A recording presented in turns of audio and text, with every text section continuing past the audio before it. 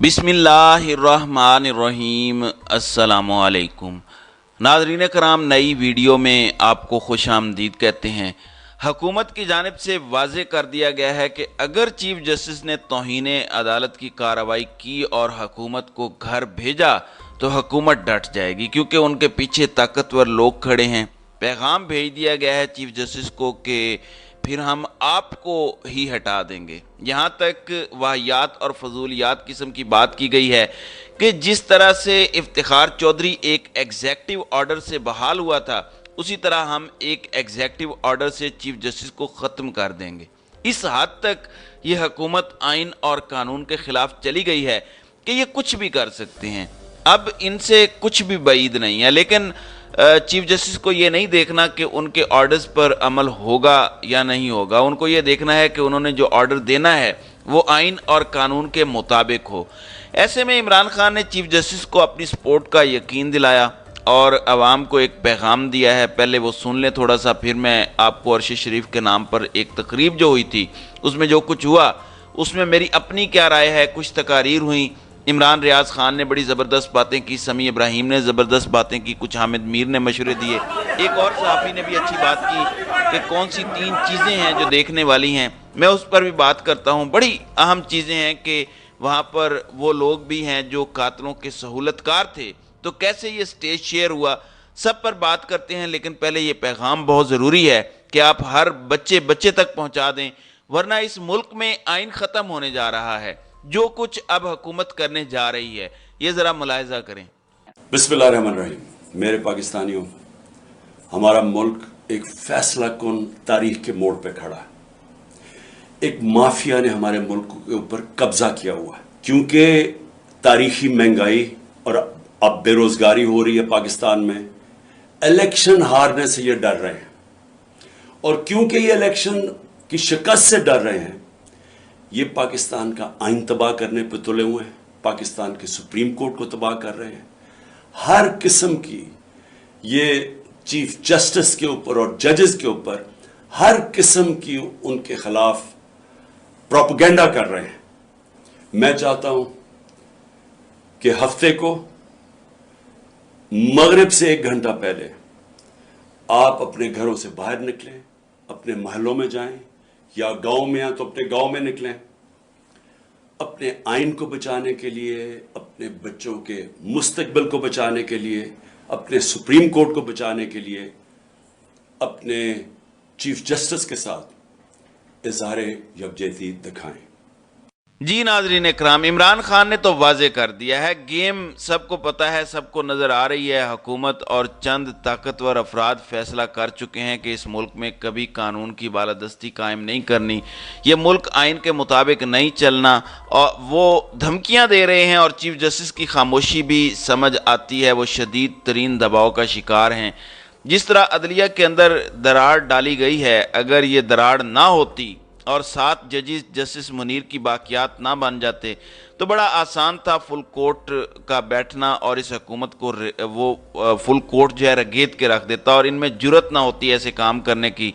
लेकिन ये इसलिए कर पाए हैं क्योंकि 7 जजेस कॉम्प्रोमाइज्ड हो गए, वो जस्टिस मुनीर के रास्ते पर चल पड़े, नज़रिया ज़रूरत के साथ खड़े हो गए। अब उसकी वजह से सूरत हाल इतनी गंभीर है कि चीफ जस्टिस को एक बड़ी जंग लड़नी पड़ेगी अगर इलेक्शंस होते हैं। और वो अगर ये सोचें कि मैं आराम से 3-4 महीने बाद रिटायर्ड हो जाऊंगा, मुझे क्या ज़रूरत है जंग लड़ने की, तो वो ये भी फैसला उनके दिल में हो सकता है आता हो। लेकिन हमें ये पता चलेगा आने वाले दिनों में। इसलिए इमरान खान ने कहा कि हफ्ते को आप सारे बाहर निकलें, इजहार यकजहती करें, क्योंकि इनका कोई इरादा नहीं है इलेक्शंस करवाने का।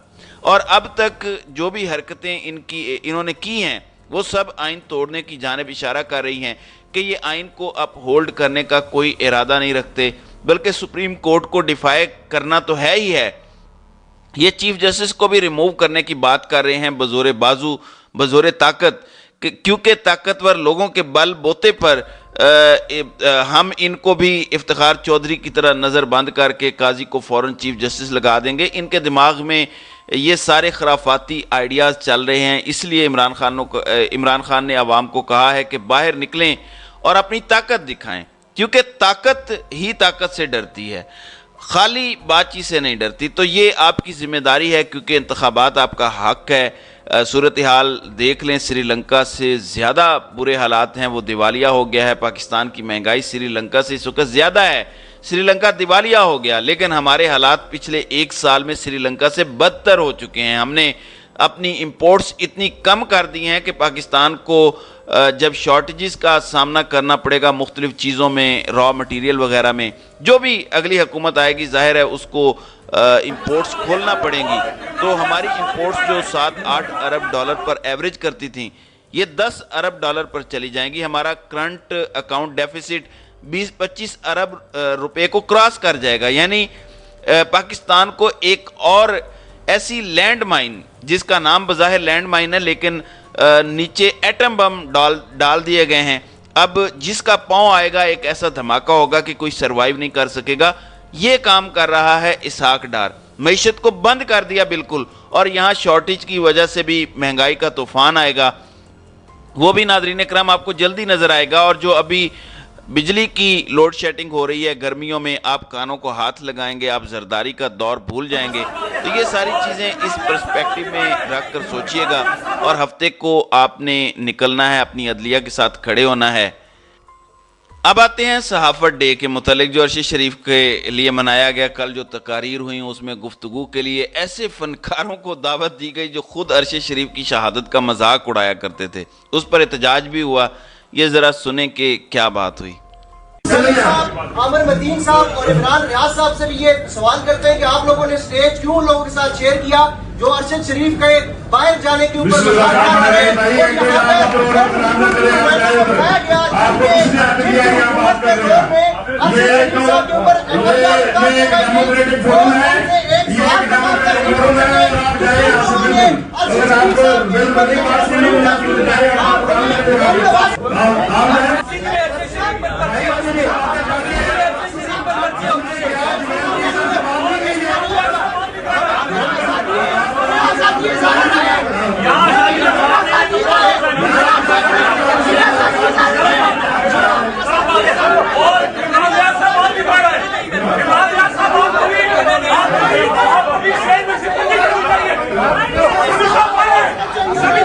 جی ناظرین اکرام، بڑا زبردست پوائنٹ اٹھا کہ یہ کون لوگ یہاں بیٹھے ہوئے ہیں۔ حکومتی شخصیت بھی ایک بیٹھی تھیں اور وہ لوگ بھی بیٹھے تھے جو مذاق اڑاتے تھے ارشد شریف شہید کا۔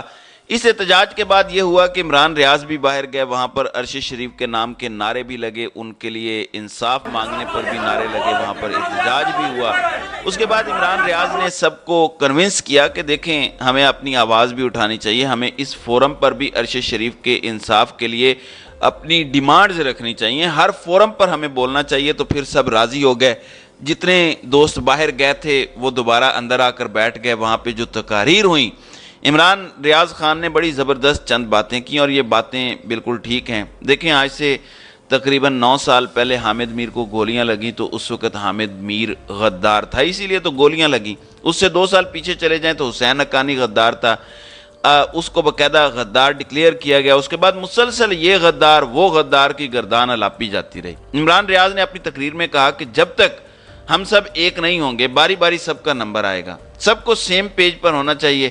لیکن یہ کیوں نہیں ہوں گے یہ میں بتا دیتا ہوں۔ ان لوگوں نے جان بوجھ کے پورے ہوش و حواس میں یہ فیصلہ کر لیا ہے کہ اب زندگی بھر اسٹیبلشمنٹ کو ناراض نہیں کریں گے۔ اسٹیبلشمنٹ دن کہے گا، یہ کہیں گے کہ جی سرکار دن ہے، اسٹیبلشمنٹ رات کہے گی، وہ رات کہیں گے۔ یہ انہوں نے فیصلہ کر لیا ہے، اس لیے یہ لوگ کبھی بھی آپ کے ساتھ نہیں بیٹھیں گے۔ میں آج آپ کو یہ بتا رہا ہوں، یہ میری پریڈکشن ہے۔